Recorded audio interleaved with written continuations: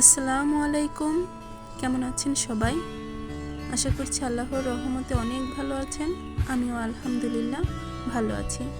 তবে আমার সন্তানটা আজকে একটু হলেও সুস্থ হয়েছে, কারণ ও গত 3 দিন খুবই অসুস্থ ছিল, আর আজকে একটু সুস্থ আছে। যাই হোক, পুরোপুরি এখনও সুস্থ হয়নি, তবে ওর জন্য প্লিজ আপনারা দোয়া করবেন, আর আল্লাহর রহমতে যেন ও পুরোপুরি সুস্থ হয়ে ওঠে। কারণ ও অসুস্থ থাকলে কিন্তু আমি সংসারে কোনো কাজই ঠিকমতো করতে পারি না, কারণ পুরোটা সময় ওকে দিতে হয়। আর ও কিন্তু অসুস্থ হলে একদমই অন্যরকম হয়ে যায়, যেন ওর বাবাকেও চিনতে পারে না। তো এটা আমার গতকালকের ভিডিও।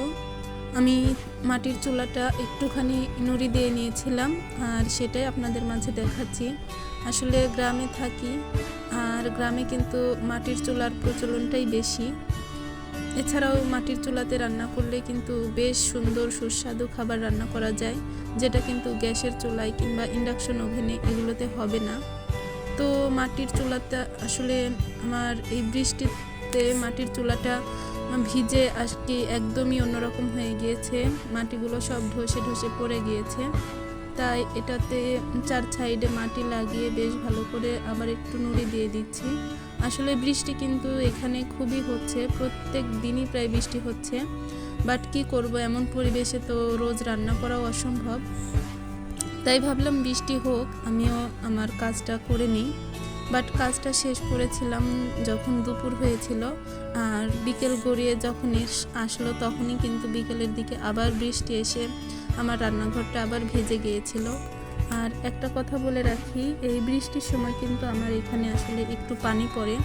আসলে বন্ধু চুলার ওই আসলে যেদিক দিয়ে একটা আর কি নল আছে, নলের সাইড থেকে পানি পড়ে। আর তাছাড়াও কিন্তু এই রান্নাঘরটা যেহেতু আমার বারান্দায়, তো বারান্দাতে অনেক পানি পড়ে আর কি।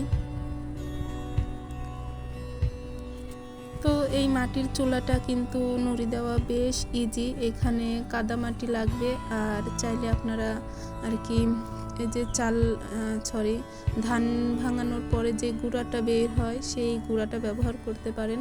তবে আমি এখন গুঁড়াটা দিইনি।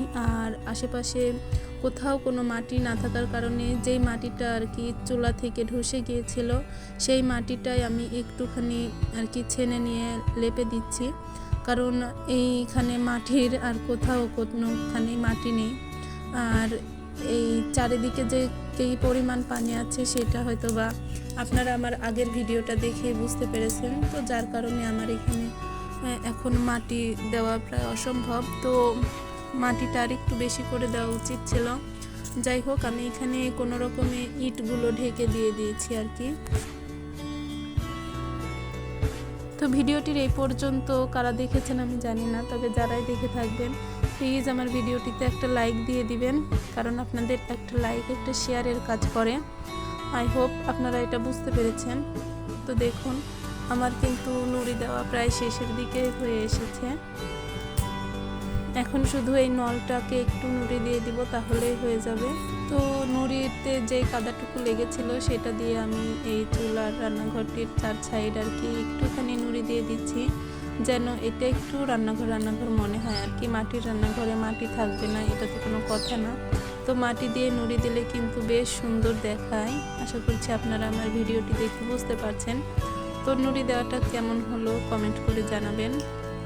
ভালো লাগুক কিংবা মন্দ লাগুক, যেমনই লাগুক না কেন প্লিজ আপনারা কমেন্ট করে জানাবেন। আপনাদের কমেন্ট করতে আমার খুবই ভালো লাগে। তো দেখুন, এখন একদমই সন্ধ্যা হয়ে গিয়েছে, আর বললাম না বিকেলের দিকে বৃষ্টি হয়েছিল। তো দেখুন, বৃষ্টিতে আমার চুলাটা আর কি শুকানো বাদ দিয়ে আবার ভিজে গেছে।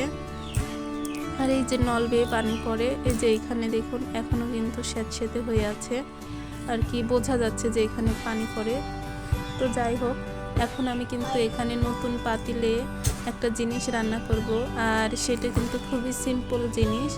তো আশা করছি এটা কোনো রেসিপি মনে করবেন না। আসলে এই পাতিলটা আমি অনেক দিন আগেই কিনেছিলাম, বাট ব্যবহার করি নাই।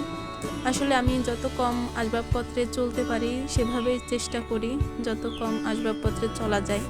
তো পাতিলটার যেন কালি দাগ সহজেই উঠে যায়, তার জন্য আমি পাতিলের পিছনে মাটি দিয়ে লেপে দিয়েছি।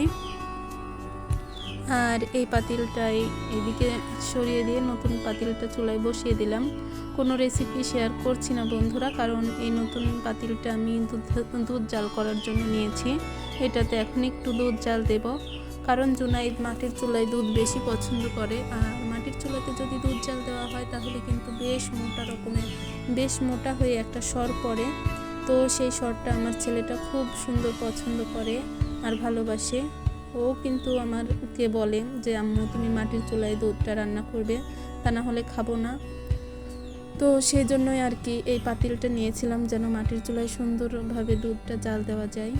আর এখানে দুধটাই আমি চুলায় দিয়ে দিলাম, কারণ ও যেহেতু অসুস্থ, তো ওর জন্য এই দুধটা এখন বিশেষভাবে জরুরি। আর আমার চুলার অবস্থা দেখে আপনারা হয়তো বা বুঝতেই পারছেন, এটা খুবই ভেজা অবস্থায় আমি চুলাটা জ্বালিয়েছি, যার কারণে ভালো জ্বলছে না। আদারওয়াইজ কিন্তু আমার চুলাটা বেশ সুন্দর জ্বলে। তো অনেক কথা বললাম, তো আমার কথায় কোনোখানে ভুল হয়ে থাকলে প্লিজ ক্ষমার দৃষ্টিতে দেখবেন আর ভুলটা ধরিয়ে দেওয়ার চেষ্টা করবেন।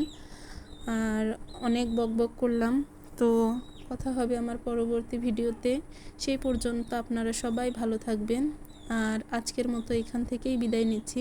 আল্লাহ হাফেজ, আসসালামু আলাইকুম।